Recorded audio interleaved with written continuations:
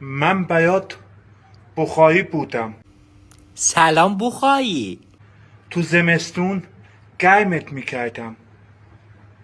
زمستون تموم شد، منو گذاشتی انباش.